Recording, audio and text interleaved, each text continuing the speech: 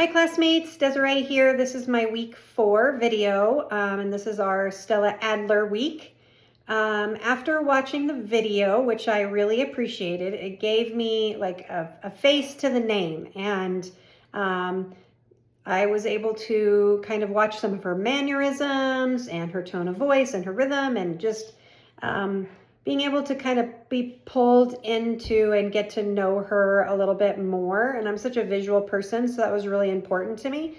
So it really helped me with reading the chapters. I must say that I think I would have cried every class that I was in with her. She feels like she was very aggressive with and direct with her feedback, very intense. And I know passion can come off like that to some people. But I don't take feedback very well unless I have a relationship. So maybe if I was in her class and I got to know her, maybe I would adjust to her style. But in that time, American women were just seen very differently. And if you were aggressive or you maybe weren't taken a certain way, and maybe some of us still aren't when you come off to certain people that way. So I can only imagine some of the conversations that she had, especially with maybe men that didn't appreciate her assertiveness, or maybe she came off a little more arrogant to some. I think she just maybe knew her worth, right? She grew up in the theater, had parents that were in the theater, people surrounded her that were in the theater. And from a really young age in the chapter, it talked about her, learning lines and doing these things that people didn't think young kids could do at that time. So that was just part of her upbringing. And maybe some of her harshness was trying to always overcome situations that were set up for her, and maybe she became a little hardened to that. So I thought the video was really enlightening, and I appreciated watching it. I did also, like that it just went more into depth of like her techniques and her styles specifically, and what she kind of altered or changed as she went on and learned more about Stanislavski and what she knew from the group theater, and just how she transitioned that and made that into something that she did for, most of her lifetime, and how she passed that information on when she no longer was an actress herself. She just didn't stop. She kept going and passing it on, and knew that there was value in what she believed and what she did. So I thought that was really kind of neat and empowering. I didn't know much about the conservatory at all. I didn't know that really existed. So that chapter was, a good thing to be brought into.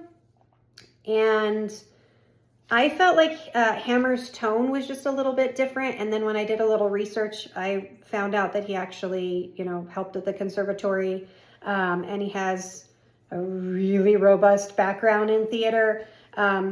So to me, I knew there was some kind of connection there, the way he was coming off, and he, I almost had like insider information.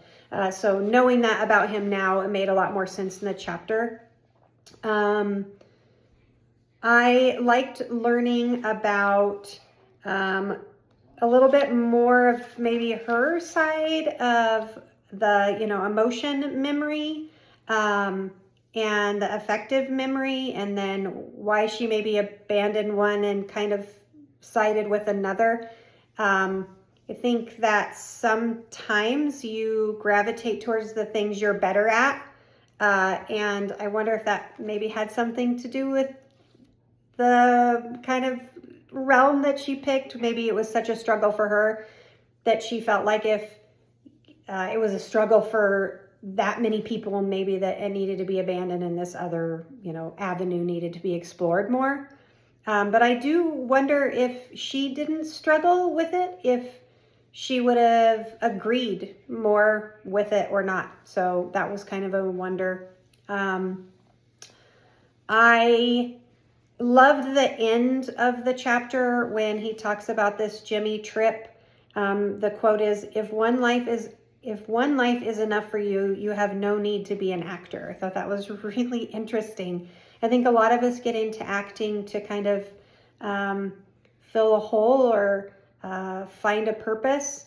And I don't know that I've ever looked at it as taking over other people's lives and living through them.